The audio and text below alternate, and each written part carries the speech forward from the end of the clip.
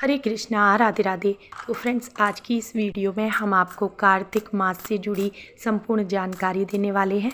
कार्तिक का महीना सभी महीनों में सबसे बड़ा माना जाता है, बहुत ही पवित्र पावन महीना माना जाता है। तो धन प्राप्ति, भगवत प्राप्ति या फिर किसी भी तरह की मनोकामनाओं को पूर्ण करने के लिए ये बहुत ही अच्छा समय होता है। कहते हैं पृथ्वी पर लक्ष्मी माता भ्रमण करती हैं पूरे कार्तिक के महीने में। कार्तिक का वैसे व्रत किया जाता है, लेकिन जो लोग व्रत नहीं कर सकते वो लोग अगर कुछ और नियमों का पालन कर लें तो उन्हें भी इस महीने का पूर्ण फल प्राप्त होता है। तो फ्रेंड्स, 2024 में 17 अक्टूबर शरद पूर्णिमा यानी कि स्नान दान की पूर्णिमा है इस दिन, और इसी दिन से आपको कार्तिक का स्नान शुरू करना है, जो कि समापन होगा इसका कार्तिक मास की पूर्णिमा पर, जो कि 15 नवंबर को है। तो सबसे पहले हम बात करेंगे कार्तिक स्नान की। तो कार्तिक स्नान का बड़ा ही महत्व बताया गया है शास्त्रों में। तो ब्रह्म मुहूर्त में यानी कि तारों की छाँव में आपको सुबह में स्नान करना होता है। सुबह उठें जल्दी और घर में झाड़ू जरूर लगा लें, क्योंकि बासे घर में पूजा नहीं किया जाता है, ठीक है। तो हल्का फुल्का आप साफ़ सफाई कर लें और घर की दहलीज पर जल छिड़क के दहलीज को शुद्ध कर लें।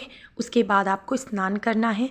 तो वैसे तो कार्तिक स्नान किसी भी पवित्र गंगा नदी में, तालाब या सरोवर में किया जाता है, लेकिन आजकल क्योंकि सभी लोग शहरों में रहते हैं और सबके लिए ये पॉसिबल नहीं हो पाता है, तो आप घर में ही गंगा जल मिला के पानी में और उससे स्नान करें। और थोड़े से काले तिल ले लें और आंवले का चूर्ण मिल जाए तो वो ले लें, उसे अपने पूरे शरीर पे लगाते हुए स्नान करें। ध्यान रखें, कार्तिक स्नान निर्वस्त्र होकर नहीं किया जाता है, तन पे कोई एक कपड़ा जरूर होना चाहिए। उसके बाद आपको सूर्य देवता को जल जरूर चढ़ाना है। ये भी कार्तिक महीने का एक नियम ही माना जाता है।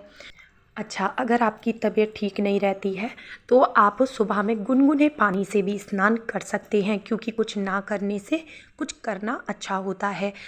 और क्योंकि कार्तिक के महीने में ब्रह्मचर्य का पूर्ण रूप से पालन किया जाता है, लेकिन अगर आपके साथ ऐसा संभव नहीं है तो फिर आप अगले दिन पूजा करने से पहले सर जरूर धो लें, ठीक है। बाल धो करके ही आप भगवान को स्पर्श करना है, तुलसी जी की पूजा करनी है। तो फ्रेंड्स, वैसे तो कार्तिक मास में व्रत का नियम लिया जाता है, जिसमें कि संध्या के समय तारों को अर्घ देने के बाद ही आपको संध्या के समय भोजन करना होता है, शुद्ध सात्विक। लेकिन देखिए, सभी के लिए ये पॉसिबल नहीं होता है, तो आप सुबह और शाम दोनों समय शुद्ध सात्विक भोजन ले सकते हैं। ध्यान रखें कि खाने में प्याज, लहसुन, मांस, मदिरा ना लें। और तो फ्रेंड्स, कार्तिक के महीने में और भी बहुत सारे व्रत और त्यौहार आते हैं, जैसे कि करवा चौथ, अहोई अष्टमी, दीपावली, कार्तिक पूर्णिमा और इसके साथ ही कार्तिक मास की एकादशी, जिनका बहुत ही ज़्यादा बड़ा विशेष महत्व बताया गया है। कार्तिक मास की एकादशी का व्रत हम सभी को ज़रूर करना चाहिए। तो आप इन व्रतों को भी करके पूर्ण फल प्राप्त कर सकते हैं। तो फ्रेंड्स, कार्तिक के महीने में तुलसी पूजा का विशेष महत्व है। कहते हैं तुलसी पूजा करने से आपके घर में लक्ष्मी नारायण दोनों की ही कृपा सदैव बरसती रहती है। तो पूरे महीने आप तुलसी पूजा का नियम जरूर लें। अगर आप सुबह में दीपदान नहीं कर पा रहे हैं तो कम से कम संध्या के समय एक शुद्ध देशी घी का आप दिया जरूर जलाएं, धूप बत्ती जलाएं। और इसके साथ ही जितने भी देव वृक्ष हैं, जैसे कि पीपल वृक्ष, शमी वृक्ष, बेलपत्र, आंवले का वृक्ष, इन वृक्षों की पूजा करना भी बहुत ही ज़्यादा फलदायी होता है। तो हो सके तो इन वृक्षों की पूजा जरूर करें, लेकिन ध्यान रखें, पीपल की पूजा आपको रविवार के दिन यानी कि संडे के दिन भूल कर भी नहीं करनी है, क्योंकि पीपल वृक्ष पे दरिद्रता का वास होता है संडे के दिन, ठीक है। और जो कोई भी इस दिन पीपल वृक्ष में जल चढ़ाता है या दीपदान करता है तो दरिद्रता उनके साथ उनके घर चली आती हैं। तो भूल कर भी आप ये कार्य ना करें। उसके बाद घर की दहलीज पर आप जो है एक दीपक ज़रूर जलाएं। बहुत ज़्यादा समय ना हो दहलीज को सजाने का, तो 5 या 7 हल्दी के या चंदन के ऐसे तिलक लगा के केवल आप धूप और दीप भी जला सकते हैं। उसके बाद आप अपने घर के मंदिर की पूजा करें। अगर आसपास में कोई मंदिर है और अगर आप डेली वहाँ जाने का नियम ले सकती हैं तो ज़रूर जाएं, नहीं तो आप अपने घर के मंदिर में ही सभी भगवान को स्नान कराएं, सुंदर सा उनका श्रृंगार करें। और शालिग्राम की सेवा का नियम, लड्डू गोपाल की सेवा का नियम अगर अभी तक आपने नहीं लिया है तो इस कार्तिक मास से आप शुरू कर सकते हैं, क्योंकि फ्रेंड्स कार्तिक मास भगवान विष्णु जी का, हमारे कान्हा जी का सबसे प्रिय महीना है।